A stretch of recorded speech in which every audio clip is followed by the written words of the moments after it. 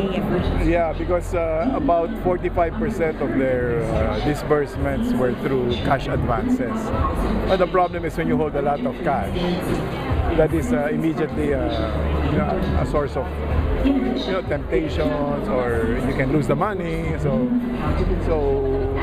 And in fact, that was also the root of the conversion problem. So that's one of the urgent issues that made us think about how we can prevent that from happening almost completely. And this was introduced to us in one of our open government conferences abroad, of which the Philippines is a steering committee member. Is there any idea how much you can save? Estimates, ballpark figure, percentages by adopting a system? I don't have, but when we issue a check in this country, the cost to government is about 8 pesos per check. Per check? And we issue millions and millions of checks, and that's just check. You're not thinking about cash yet, So it's going to be huge in the billions of pesos.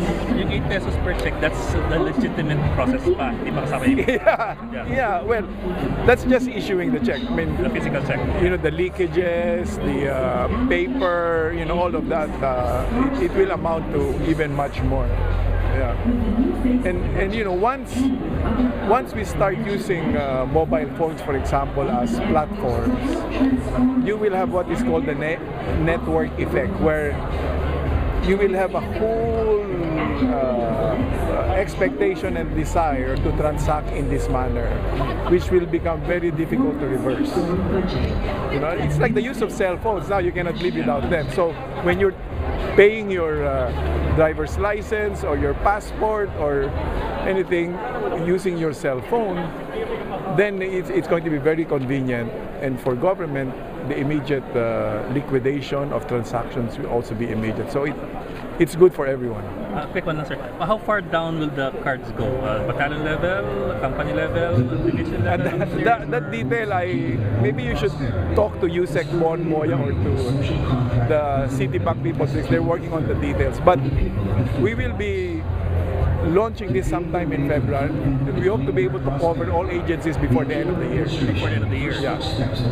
Before the end of the year, we should be 100% checkless and about at least 80% cashless. Wala kayong estimate, even a percentage? No, because we still have to gather the data for this. So, but it's going to be huge. And I think the most important thing is a change in culture, which will really lead to a change in behavior, and so that the whole problem of corruption will be very significantly dealt with. Specifically, Sec, kung ano yung sinasabi ni President kanina na limitations. Sabi niya it's going to work like a typical credit card, but may limitations. Yeah, because in the typical credit card, there's a lot of flexibility that's available, but you have to consider the particular situation in government where you need to put some limitation so that you cannot use your card for anything except and that will be inputted into the card itself. So iba-iba yan depending on the agency. Pero sa AFP, like for example, one of the problems with the AFP is when people go into battle, it's almost like a contingency and urgency. That's the point. So it's a great excuse for not liquidating.